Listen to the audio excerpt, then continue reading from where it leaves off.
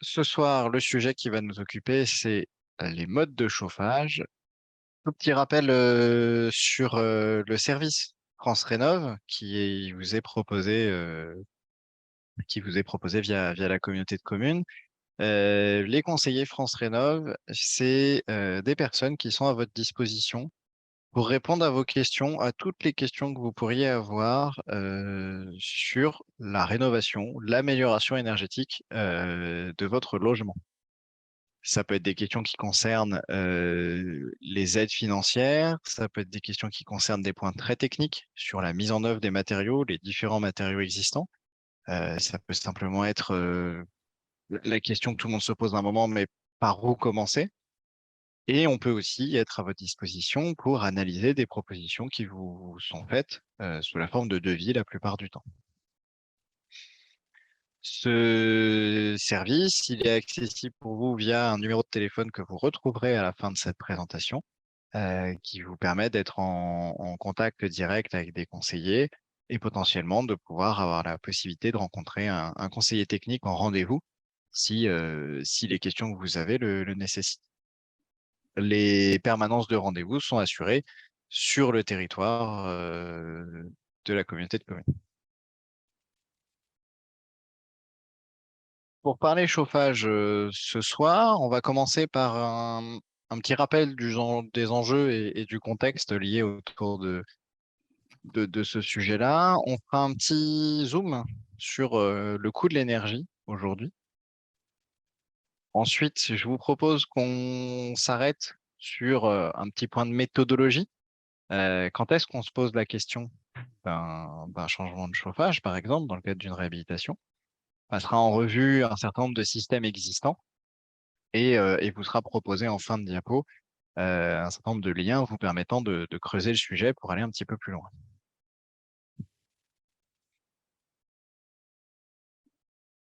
Petit point de situation sur le contexte et les enjeux liés à la question du chauffage dans le bâtiment. Le bâtiment, c'est un des principaux secteurs consommateurs d'énergie aujourd'hui en France, devant même le transport et l'industrie.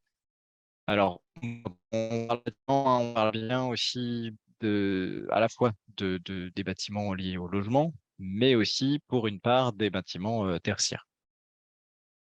Les enjeux du chauffage sont relativement similaires dans une situation comme dans l'autre. On cherche à assurer un certain confort aux occupants, que ce soit pour habiter ou pour travailler. Quand on zoome un petit peu dans cette part de l'énergie consommée par le bâtiment, on se rend compte que c'est le chauffage qui est prédominant aujourd'hui encore, même s'il y a des évolutions qui ont une tendance à diminuer cette part-là, et la part de l'électricité spécifique va en s'augmentant. Nos bâtiments étant de plus en plus efficaces, l'électricité qu'on utilise dans nos appareils pèse de plus en plus dans notre facture.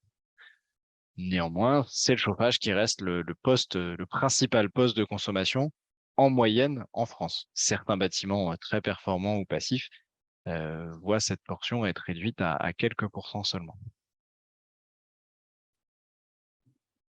Le chauffage, on s'y intéresse souvent par le biais de notre facture, parce que c'est ça qui va nous faire percevoir la quantité d'énergie, en tout cas le coût que ça peut représenter sur notre budget. Pour redonner quelques ordres de grandeur, afin qu'on ait un petit peu en tête des éléments communs, vous avez à l'écran des valeurs moyennes qui sont compilées par l'association Agena du kilowattheure, du prix en euros du kilowattheure suivant le type d'énergie ou le type de système qu'on utilise pour chauffer son logement. Le kilowattheure, c'est l'unité de mesure d'énergie qu'on utilise en thermique dans le bâtiment et qui est rappelée sur vos factures. C'est de là dont vous avez besoin pour chauffer votre maison. Et donc, on a un rappel du coût suivant les énergies, qui sont des moyennes nationales mises à jour pour la dernière fois en août 2022. Ces valeurs-là permettent de se rendre compte on va avoir un premier critère quand on va parler chauffage, enfin, un des critères quand on va parler chauffage, c'est bien évidemment le coût. Et on a des disparités qui sont assez importantes suivant les énergies utilisées. C'est un sujet qui est d'actualité. Il y a des disparités entre les énergies et il y a aussi des variations temporelles pour une même énergie. Vous avez à l'écran les variations de prix pour les quatre énergies précisées sur une période de 15 ans, depuis 2007, avec une échelle de prix à gauche qui est la même pour les quatre, qui va de 5 centimes à 17 centimes. On se rend compte qu'il y a des tendances très différentes d'une énergie à l'autre. Il y a des tendances de fond qui peuvent se dégager pour l'électricité, par exemple. Il y a des éléments comme le gaz ou le fuel, où quand on regarde un petit peu ce qui s'est passé d'un point de vue géopolitique à différentes dates, on retrouve des phénomènes d'augmentation ou de baisse de prix liés à des événements géopolitiques. Le granulé, on y reviendra un tout petit peu plus tard. La tendance de fond récente était une augmentation, moins rapide que l'électricité, mais une augmentation quand même. On est pour la plupart en courant, et le graphique le montre bien, qu'il y a un phénomène un peu particulier qui est en train de se produire cette année, qu'on va essayer d'expliquer un petit peu. Si on zoome sur le granulé, il y a plusieurs éléments qui peuvent expliquer cette augmentation. Euh, Augmentation qu'on perçoit aussi pour le gaz, le fuel, l'électricité, mais qui est peut-être un peu plus facile à comprendre de par les sources d'approvisionnement notamment, ou l'arrêt d'une partie du parc nucléaire en France aujourd'hui. Le granulé subit une partie des mêmes causes, c'est-à-dire qu'on a l'augmentation des coûts de production, l'augmentation des coûts du carburant qui viennent impacter le prix du granulé. On a aussi un phénomène qu'on espère ponctuel, qui est que la consommation a dépassé très largement la production aujourd'hui en France, ce qui n'était pas le cas jusqu'à présent. C'est ce que montre le graphique que vous avez ci-dessous.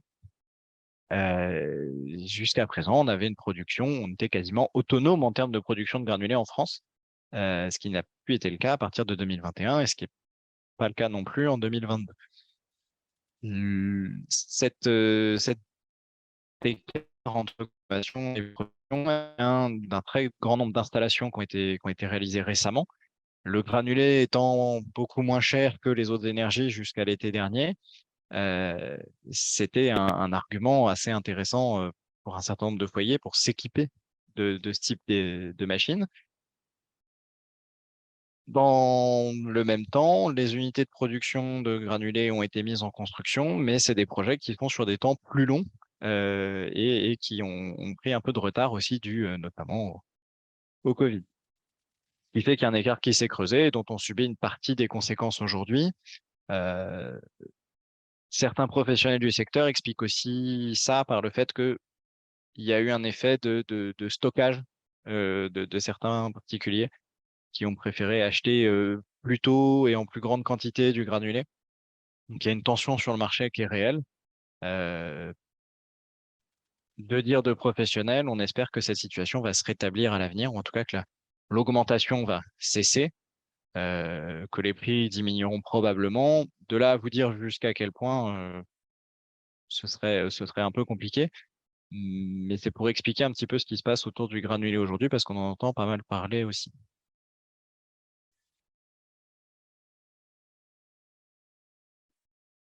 On a parlé d'évolution du prix des énergies et on en entend beaucoup parler aujourd'hui, notamment avec le plafonnement de l'augmentation de l'électricité, par exemple, qui a été fixé par le gouvernement. Euh, on voulait simplement, avec ce petit tableau-là, illustrer ce que ça signifie une augmentation de X% par an. Mettons que vous ou moi avons à payer en 2022 une facture d'énergie pour l'ensemble des usages dans le logement de 1 000 euros. Eh bien, une augmentation de 4% par an, ça représente une multiplication de la facture par 3 en 30 ans. C'est-à-dire qu'à horizon 2050, c'est pas 1 000 euros, mais 3 000 euros de facture que je pourrais être amené à payer. Une augmentation de 6% par an, on dépasse les 5 000 euros. Et une augmentation de 8% par an, on dépasse les 8 000 €. C'est une augmentation qui est, plus le pourcentage d'augmentation par an va être élevé, plus l'augmentation sera exponentielle en fait. C'est quelque chose qui est pas forcément évident à saisir, notamment parce qu'on a l'impression que c'est pas des gros pourcentages, on est à 1%, 2%, 4%. En fait, ça a un impact très important assez rapidement. Aujourd'hui, c'est un petit peu difficile de prévoir avec précision l'augmentation moyenne par an sur les 10, 15, 20 ans à venir. On est plutôt dans des scénarios autour de 6% que les scénarios à 3 ou 5% qu'on avait précédemment.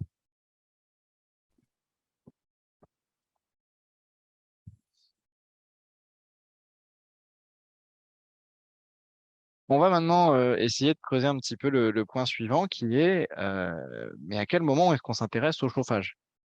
L'idée étant de se dire à quel moment dans un diagnostic ou à quel moment dans une démarche de réhabilitation on va se poser la question du chauffage.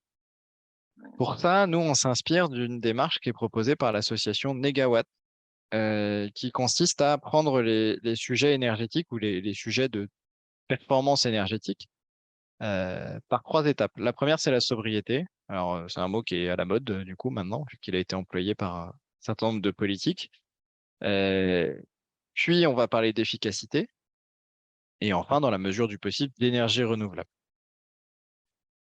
Pour illustrer un petit peu cette démarche par des concrets, alors le second exemple a été relayé aujourd'hui par un certain nombre de médias et de politiques. Si on s'intéresse plutôt à la question du chauffage, la sobriété, c'est utiliser les lumières au moment où on en a besoin, les éteindre lorsqu'elles ne sont plus utiles, c'est-à-dire adapter l'usage au plus juste de ce dont on a besoin. L'efficacité, ça va être utiliser des équipements qui convertissent le mieux possible l'électricité en lumière. Par exemple, quand on est passé des ampoules à filaments aux ampoules basse consommation. Et enfin, si on en a la possibilité, bah, que cette électricité soit produite euh, avec des énergies renouvelables. Ça, voilà, ça peut dépendre aussi un peu des situations. C'est un principe qu'on va appliquer aussi au niveau de la maison. C'est-à-dire que dans un premier temps, on va chercher à avoir une maison la plus sobre possible, c'est-à-dire qui va nécessiter, entre guillemets, le moins d'énergie possible, ou en tout cas à des moments bien précis. Ensuite, on se posera la question de l'efficacité de l'équipement qui apporte cette énergie de chauffage. Et encore une fois, si c'est compatible, eh bien, on exploitera des sources d'énergie renouvelables. Ce qui nous amène notamment, lorsqu'on réalise des diagnostics ou des bilans, à se poser un certain nombre de questions qui ont un impact direct sur le chauffage.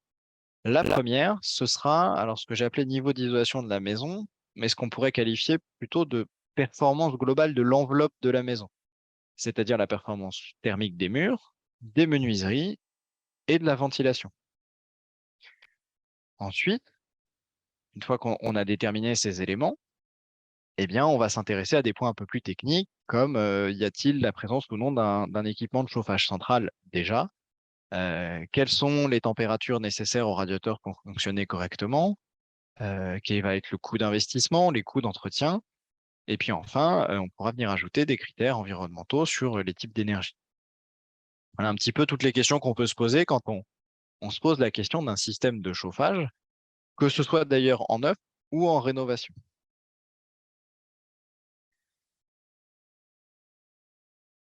Je vous propose maintenant, je vous propose maintenant de développer un petit peu les différents systèmes de chauffage qui existent. Alors, c'est des éléments qui risquent de faire peut-être un petit peu catalogue. L'idée, c'est de présenter les différentes solutions qui existent afin de montrer l'étendue des possibles aujourd'hui dans les systèmes de chauffage. Je passerai pas forcément sur tous les points qui sont inscrits sur les diapositives. Vous aurez tout le temps d'y revenir par la suite si vous le souhaitez.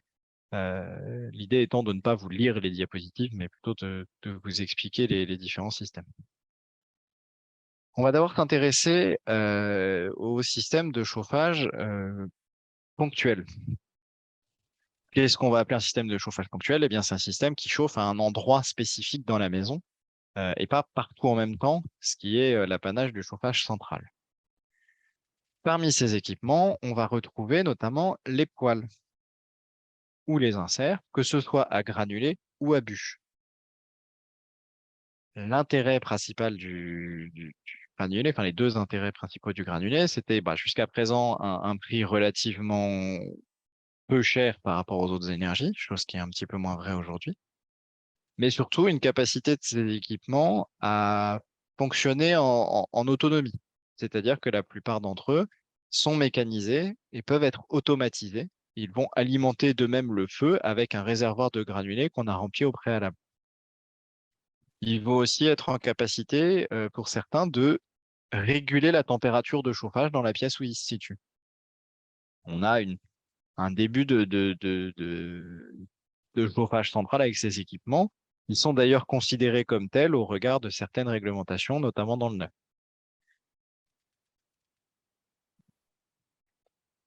Autre avantage du granulé, c'est que la manutention en est en général facilitée de par les moindres volumes ou poids à déplacer. Et d'un point de vue pratique, ça génère aussi moins de salissures. Tous ces équipements à bois, ils nécessitent néanmoins une étude attentive au préalable pour être positionnés de manière pertinente dans l'espace à chauffer. Et il y a une contrainte technique assez importante qui est celle de l'évacuation des fumées de combustion. Le poêle à bûche, c'est l'équivalent, c'est des systèmes très semblables au poêle à granulés, à deux différences près. Il faut la présence d'une personne pour démarrer le feu et alimenter le feu à l'aide de bûches. Et la régulation se fait à l'expérience de l'utilisateur et non plus par un système automatisé. On retrouve des contraintes similaires à celles du poêle à granulés, en plus d'une manutention un petit peu plus conséquente et de salissures possibles un petit peu plus importantes. L'aspect esthétique peut être pour certains un argument en faveur de ces équipements-là, la flamme étant assez différente de celle d'un granulé.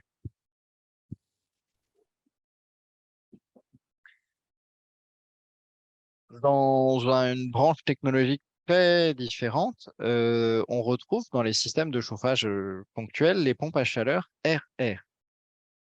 Pompe à chaleur RR, c'est un équipement qui va aller chercher la chaleur dans l'air extérieur pour le transmettre à l'air intérieur. C'est souvent utilisé, ce type de technologie est très régulièrement utilisé, euh, notamment dans le cadre de climatisation. C'est le premier usage qu'on a eu de ces équipements-là. Aujourd'hui, on a des appareils qui sont capables à la fois de chauffer l'air et à la fois de le rafraîchir. Une des limites de ce type d'équipement, ça va être le rendement qui va varier suivant les conditions météo extérieures, notamment l'hiver. Plus il fera froid à l'extérieur, plus ce sera difficile pour l'équipement d'aller extraire de la chaleur dans cet air-là pour le mettre à l'intérieur. Ça peut être pour certains source d'inconfort parce que ça va souffler l'air chaud. Ça peut aussi avoir un avantage, c'est que ça peut permettre d'apporter très ponctuellement une source de chaleur à un endroit où ce serait compliqué de faire autrement. Euh, Attention néanmoins sur la partie maintenance, c'est des équipements qui soufflent de l'air à l'intérieur du logement et donc il faut s'assurer que l'air qui est soufflé est de bonne qualité, notamment par un nettoyage régulier de l'appareil pour éviter que de la condensation s'accumule et que des bactéries se développent à l'intérieur de l'équipement.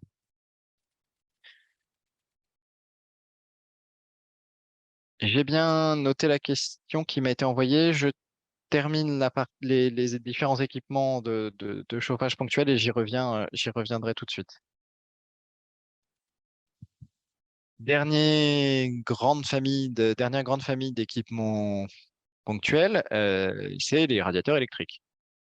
Alors, le radiateur électrique, il a un grand avantage pour lui, c'est son coût. Euh, En termes de coût d'investissement, c'est la famille d'équipements qui est la moins onéreuse. On arrive à faire aujourd'hui des radiateurs qui ont une qualité de chauffe correcte, donc qui vont chauffer un peu plus par rayonnement plutôt que par convection, ce qui génère un peu plus de confort pour l'occupant. Et aujourd'hui, une grande majorité des équipements que vous trouverez sur le marché sont programmables et sont tout à fait capables de réguler la température. Donc, on a une souplesse dans l'utilisation qui est très intéressante. Un des principaux inconvénients, c'est que c'est des équipements qui transforment de l'électricité en chaleur. Alors, ils le font très bien, ils transforment toute l'électricité qu'ils reçoivent en chaleur. Aujourd'hui, l'électricité, ça reste une des énergies les plus coûteuses au kilowattheure. Donc, ça peut vite devenir un inconvénient de ces équipements, ça va être leur coût à l'utilisation. Néanmoins, et ça va être voilà, un début de solution qu'on présente. Néanmoins, c'est des équipements qui sont tout à fait pertinents dans une configuration où il est nécessaire d'apporter de la chaleur sur des périodes soit très courtes, soit peu fréquentes dans des pièces qui vont être éloignées d'un système de chauffage, par exemple à bois. On peut penser à une chambre d'amis, par exemple, qui est utilisée une fois de temps en temps le week-end. On peut penser à une salle de bain où on a simplement besoin de faire chauffer le sèche-serviette pendant la demi-heure où on va utiliser la salle de bain pour la toilette. Donc, c'est des équipements qui peuvent permettre d'apporter de la souplesse de chauffage et qui, pour un investissement relativement limité, permettent d'apporter du chauffage à des endroits où on va l'utiliser de manière assez ponctuelle dans le temps. Donc, il y a des solutions mixtes, entre guillemets, qu'on peut trouver entre du bois et de l'électrique qui sont assez intéressantes de ce point de vue-là. Avant de vous parler chauffage central, je reviens à la question qui m'a été posée. On me demande quelle est la différence entre la cheminée enfin, entre une cheminée et un poêle. Euh, je serais tenté de répondre que c'est purement esthétique, dans le sens où, dans les deux cas, on va avoir un foyer sur lequel est branché un conduit d'évacuation des fumées, pardon, et dans lequel on va faire brûler ou du granulé ou des bûches, et les deux pouvant s'adapter, les deux types de combustibles pouvant être brûlés dans un poêle, donc dans une enceinte métallique, ou bien dans le foyer d'une cheminée existante. On sait aujourd'hui fabriquer des poêles, entre guillemets, cubiques qui viennent s'insérer dans des foyers existants, par exemple, pour réaliser ce qu'on appelle des inserts. Donc, en fait, la nuance est assez fine entre ces deux équipements. Globalement, le fonctionnement technique est similaire.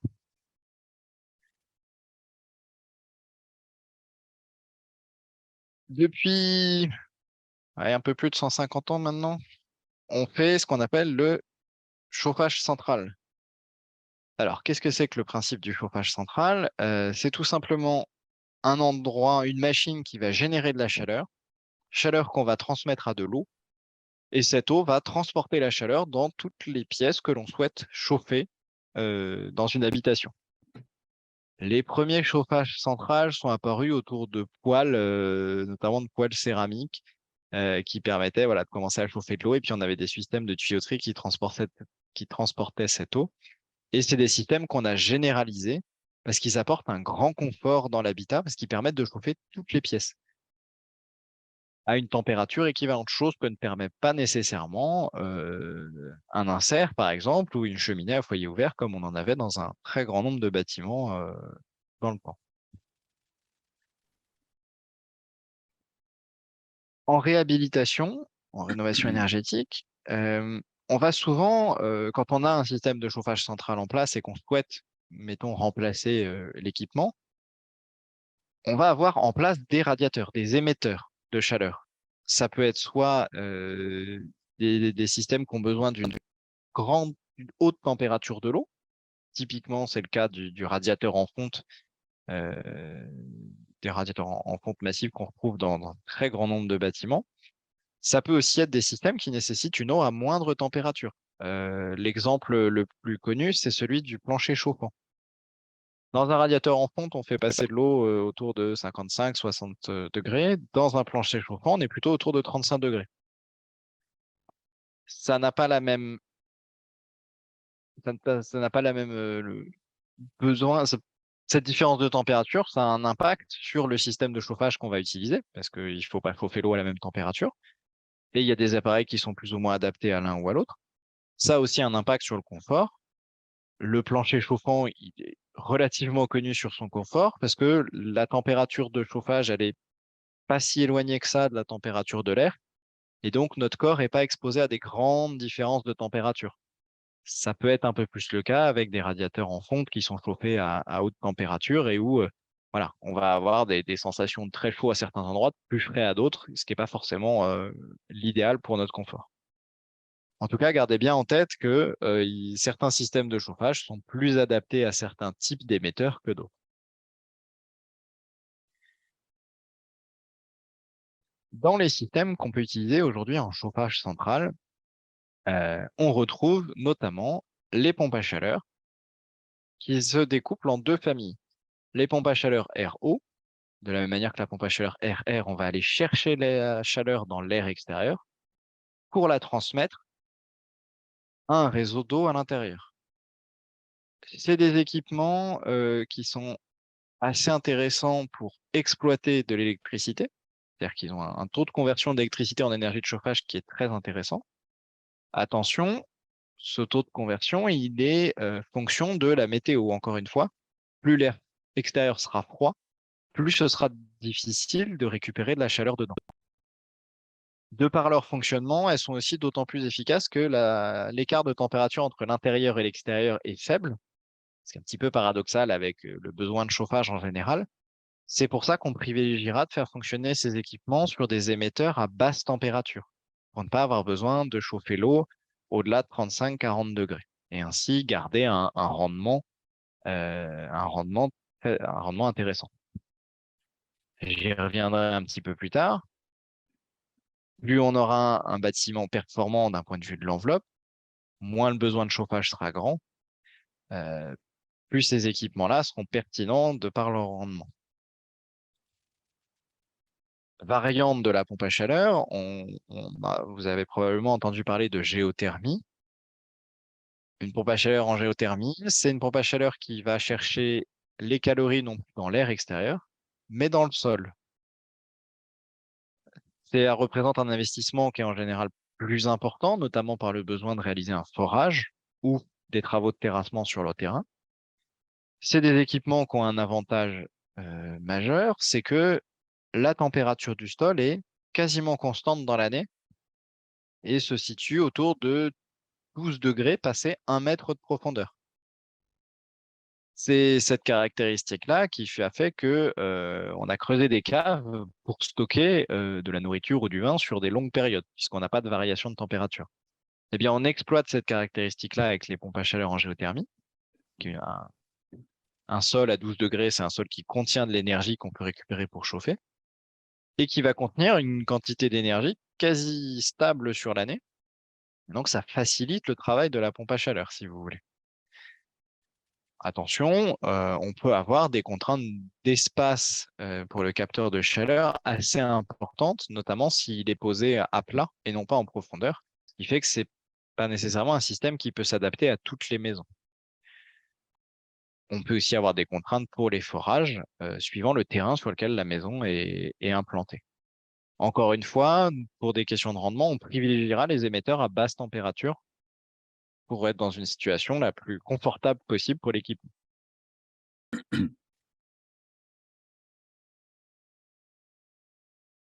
On a maintenant les différentes déclinaisons possibles pour les équipements à bois. Encore une fois, on va retrouver des équipements soit à granulés, soit à but. Les équipements à granulés, il faut voir ça comme une chaudière à fioul dans laquelle on va remplacer le fioul par du granulé. On a une cuve à granulés, on a une alimentation automatique de la chaudière et la machine fonctionne en complète autonomie. Ça représente en général un investissement un peu plus important qu'une pompe à chaleur pour un même type d'équipement. Et c'est des machines qui vont chauffer l'eau à plus haute température, notamment pour des contraintes liées à la nécessité de faire durer la combustion un certain temps pour qu'elle soit performante. On va dégager des quantités de chaleur relativement importantes et donc on pourra plus facilement adapter des émetteurs à haute température ça peut permettre de compenser une isolation un peu moins importante, au détriment de la consommation de la machine, mais c'est une possibilité. Il n'y a pas de diapo spécifique aux chaudières à bûches. Une chaudière à bûches, il faut bien imaginer que ça se comporte comme une cheminée de grande taille, c'est-à-dire qu'il faut être présent sur place quotidiennement pour alimenter la chaudière, ce qui représente des contraintes assez importantes pour que le système de chauffage fonctionne bien. C'est néanmoins particulièrement adapté dans les situations où on peut se fournir du bois en grande quantité et à moindre coût, typiquement sur une exploitation agricole. Comme pour la pompe à chaleur, on va venir chauffer l'eau du réseau qui va ensuite être distribuée dans les différents radiateurs. Je ne vais pas préciser, mais que ce soit ces équipements-là ou les pompes à chaleur, on va être capable de générer l'eau chaude sanitaire en parallèle, ce qui est assez intéressant d'un point de vue investissement. On investit dans un équipement qui permet de gérer les deux besoins, ce qui peut être intéressant.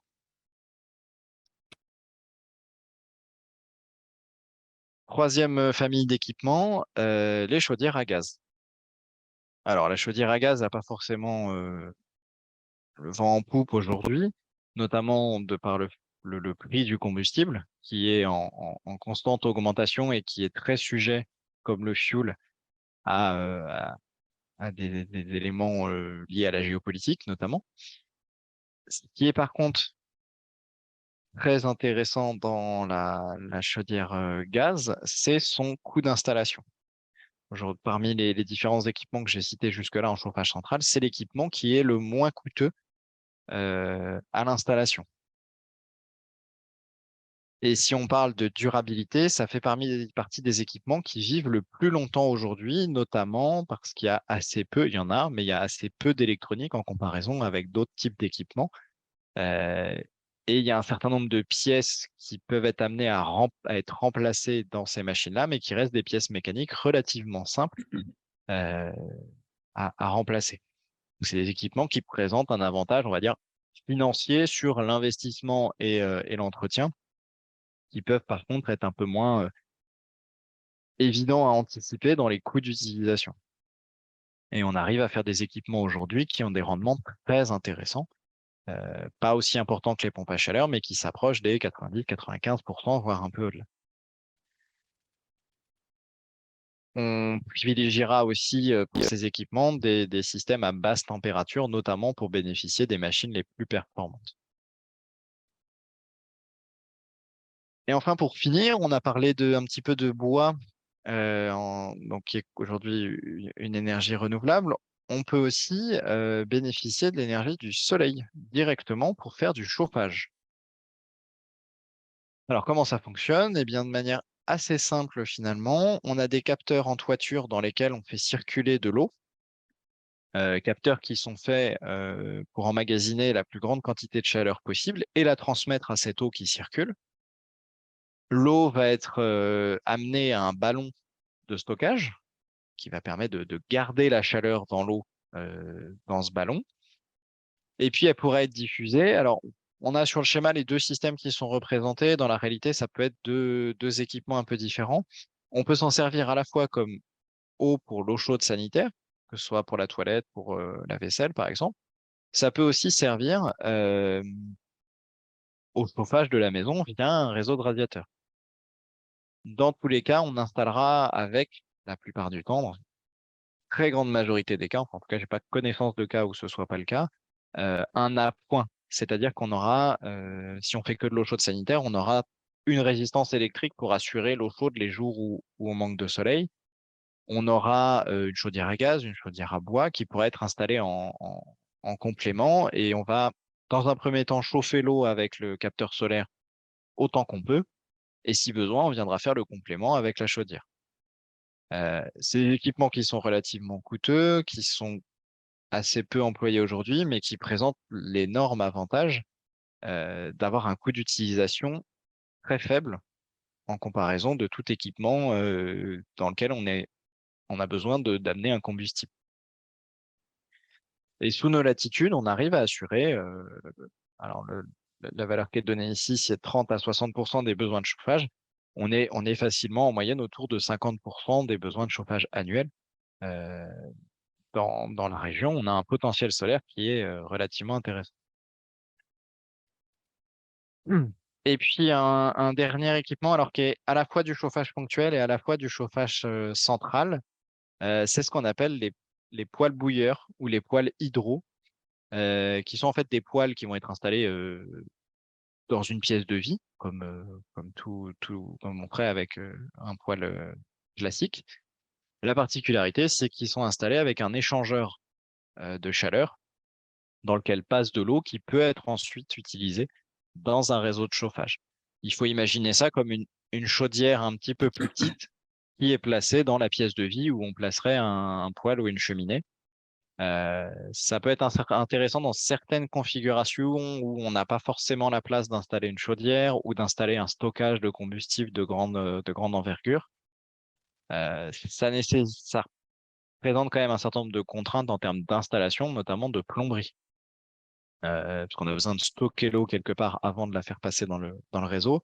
Et ça veut dire qu'on a dans la pièce où l'équipement est installé un réseau de plomberie qui va jusqu'à ce stockage. Donc, toutes les configurations de maison sont pas forcément adaptées à cet équipement-là.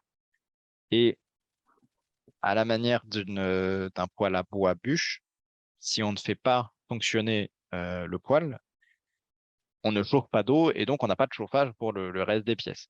Donc c'est des contraintes d'utilisation aussi quasi quotidiennes pour assurer le chauffage.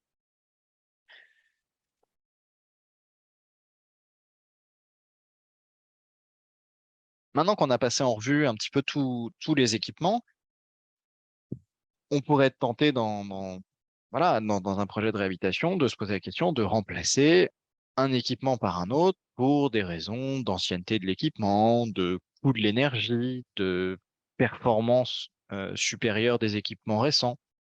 Effectivement, c'est des questions qu'il va falloir se poser, mais il faut bien évaluer en amont l'impact qu'une telle action peut avoir, notamment sur le budget du foyer qui habite cette maison. Alors, je m'excuse pour la densité du tableau, mais l'idée, c'est de comparer un besoin de chauffage équivalent en kilowattheure, alors qu'un besoin de chauffage standard, c'est pour donner des ordres de grandeur. C'est des choses qu'on peut retrouver dans des maisons avec une isolation moyenne d'une centaine de mètres carrés, pour vous donner un ordre de grandeur. J'ai repris les coûts au kilowattheure qui nous sont donnés par l'association Agena. J'ai utilisé des rendements moyens pour les différentes familles d'équipements et on calcule ainsi pour l'année 2022 avec les coûts de l'énergie d'aujourd'hui, bah, la facture suivant le besoin d'énergie de chauffage. J'ai zoomé sur deux parties du tableau. Alors, c'est pas forcément choisi au hasard, hein, je l'admets, mais l'idée, c'est de montrer un petit peu ce qui peut se jouer derrière un choix d'équipement ou derrière une priorisation dans les travaux de rénovation. Si on se penche uniquement sur la question de remplacer son équipement de chauffage, j'ai pris, alors de manière un peu exprès, un cas qu'on a très très très régulièrement en ce moment, où on nous demande voilà, est-ce que ça vaut le coup de remplacer ma chaudière gaz par une pompe à chaleur?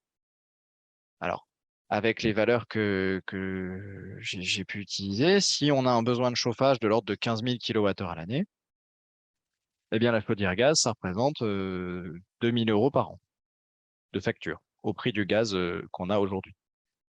Si on remplace par une pompe à chaleur RO qui fonctionne en basse température, donc dans les meilleures conditions possibles, on va ramener notre facture à 1100, 1159 euros.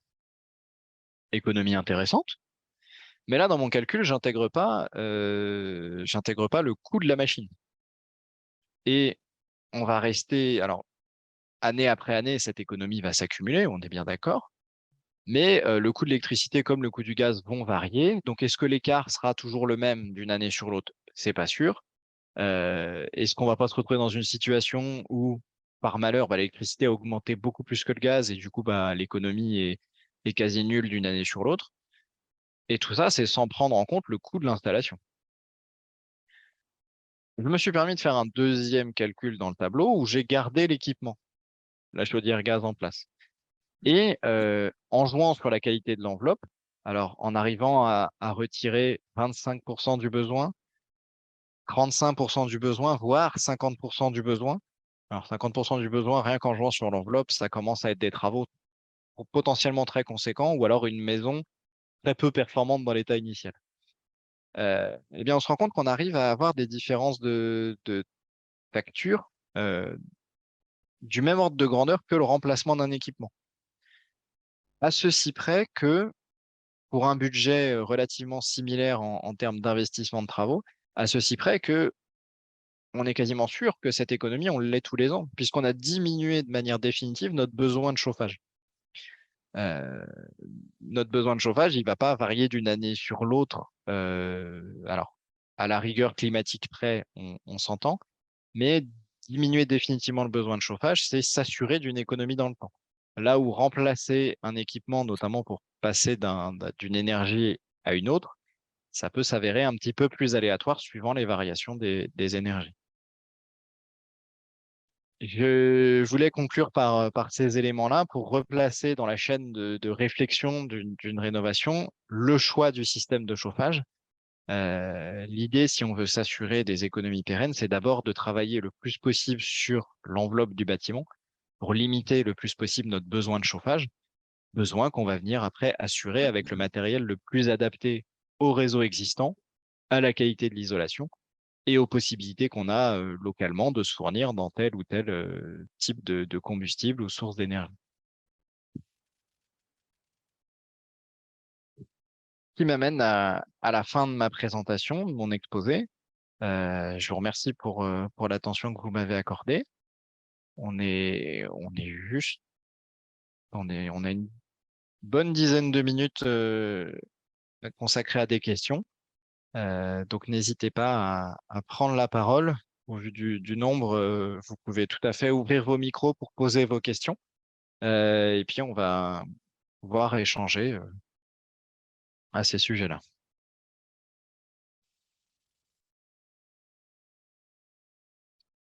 Je me suis permis aussi de relancer le sondage d'où vous venez, donc n'hésitez pas à cliquer. Merci à vous. Et posez vos questions en même temps, n'hésitez pas.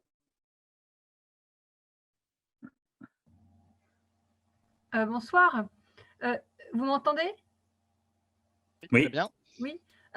Je voulais poser une question sur la géothermie parce que j'avoue qu'on souhaite rénover notre maison et on n'a trouvé aucune entreprise sur Angers et les alentours pour venir faire un devis de géothermie. Donc je ne sais pas si vraiment il y a un réseau avec ce type d'entreprise possible sur le 49. Par où est-ce que vous avez sollicité les entreprises? On a pris les pages jaunes, on a cherché et on a, alors soit elles avaient vraiment pas le temps de venir, soit enfin elles n'étaient pas disponibles, ça les intéressait pas, enfin on était un peu étonnés. Donc en fait on n'a pas pu avancer sur cette thématique-là. Alors, je vous invite à vous rendre du coup sur le site francerenov.gouv.fr.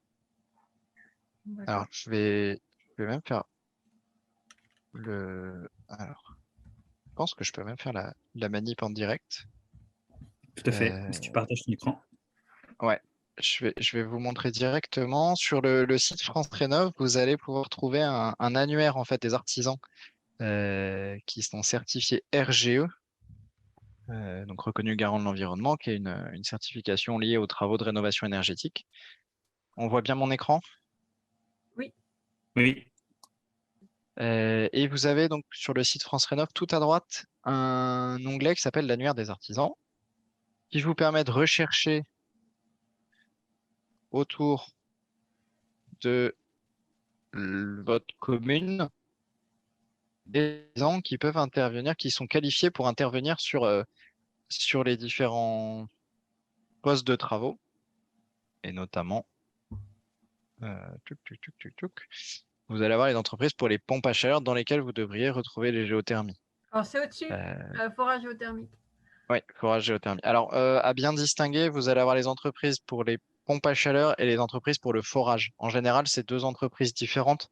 Le forage étant une compétence bien spécifique. Vous aurez probablement moins d'entreprises dans cette Je pense que catégorie-là que dans la c'est partie là pompe à chaleur. qu'on s'est rendu compte qu'on n'y arriverait pas. C'est pour le forage, je pense. Ouais. De toute façon, l'installation d'une géothermie, ça reste conditionné à l'acceptation par une entreprise spécialisée de réaliser le forage à l'endroit où vous vous situez. Euh, ça peut être lié aussi à des contraintes géologiques qui font que bah, dans cette zone-là, on ne peut pas réaliser de forage pour X ou Y raison. Ok. Voilà ce que je peux vous donner comme autre source de recherche. J'ai déjà vu passer sur Angers des devis pour des géothermies, donc il y a des entreprises qui réalisent ce genre d'intervention. D'accord. Ok, bah merci. Je vous en prie.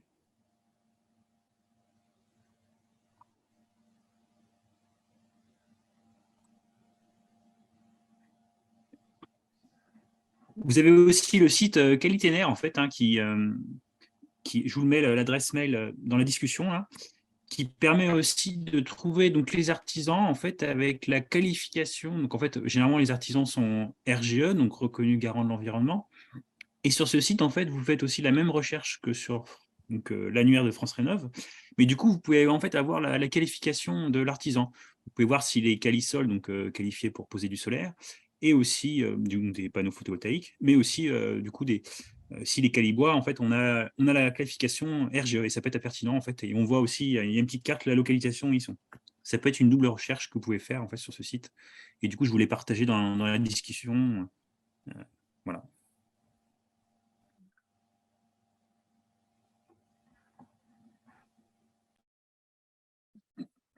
Est-ce qu'il y a d'autres questions?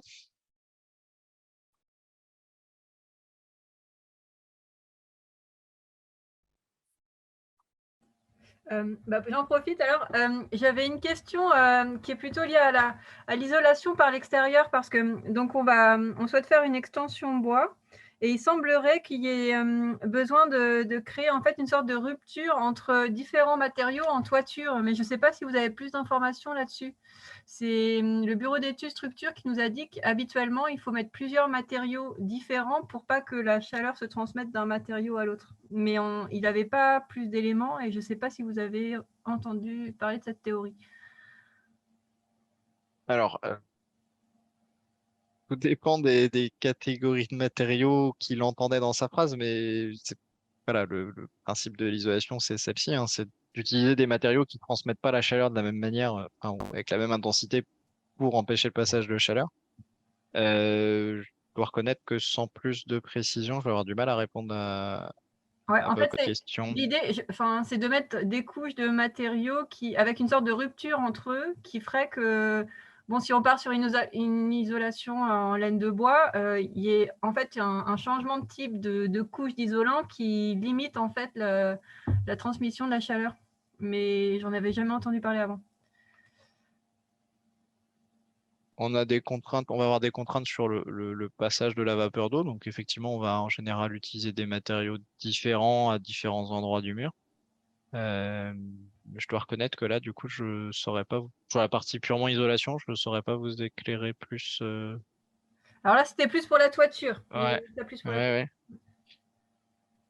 Alors, ce qu'on fait en toiture, oui, c'est qu'on peut utiliser différentes densités de matériaux. Pour certains, jouent le rôle de pare-pluie, par exemple, que la couche extérieure soit plus dense pour jouer le rôle de pare-pluie. Euh, c'est peut-être à ça qu'il faisait référence en laine de bois. Je sais que ça se fait pas mal. Ouais. Ouais, tout à fait. Je confirme.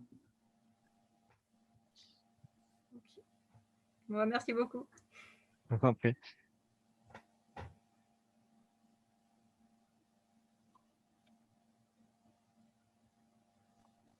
Donc là, j'ai une question, parce Ouais, que monsieur, apparemment, Bruno ne peut pas lire, je vais lire la question. ouais. Monsieur achète une maison avec sa compagne et il réfléchit du coup à l'installation d'un poêle à bûche ou à granulés.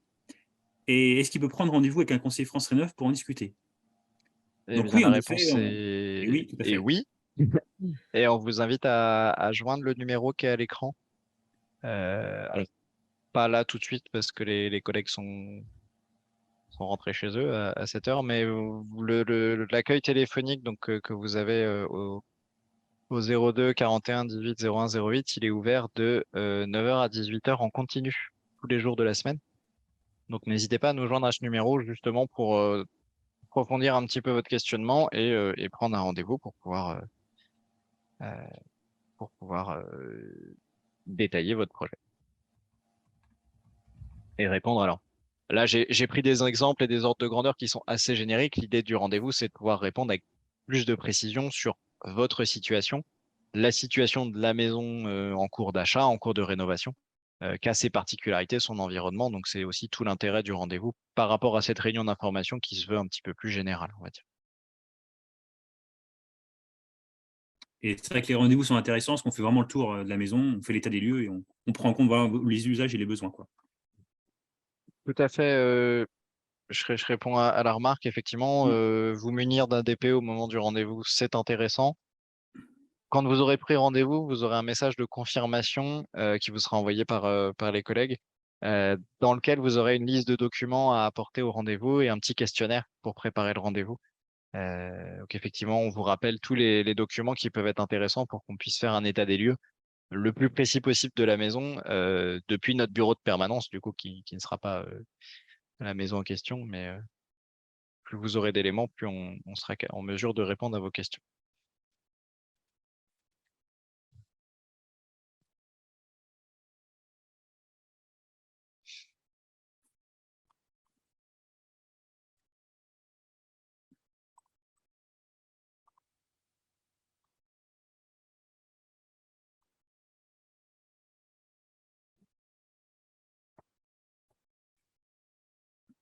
Bien, on vous propose du coup de répondre à une dernière petite question de notre part en clôture de ce webinaire, sauf s'il reste des questions. Euh, on vous laisse le temps du sondage pour éventuellement nous faire parvenir vos dernières questions. Charlie, je te laisse lancer la question. C'est parti, je lance les questions. Merci d'avance pour vos réponses.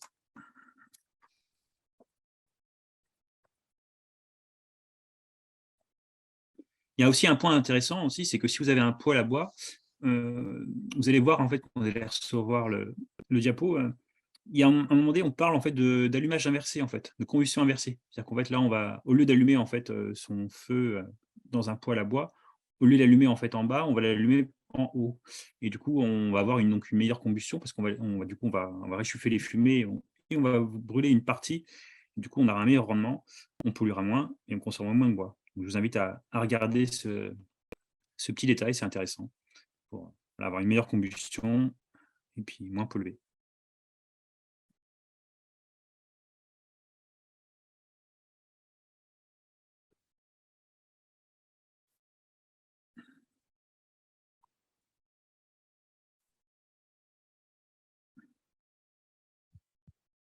Bien, merci pour vos réponses. On est content de voir que du coup, vous êtes globalement satisfait du webinaire, de son contenu. Et puis voilà, n'hésitez pas à en parler autour de vous. La rediffusion sera disponible via le site internet de la communauté de communes. Donc, les personnes qui n'auraient pas pu participer ce soir pourront revisionner cette petite conférence et vous recevrez, alors probablement dans le courant de la semaine prochaine, euh, un mail dans lequel sera inclus la présentation et le lien vers la rediffusion. Et je vous souhaite du coup à tous une bonne soirée. Merci encore pour votre attention et vos questions. Merci à tous, passez une belle soirée.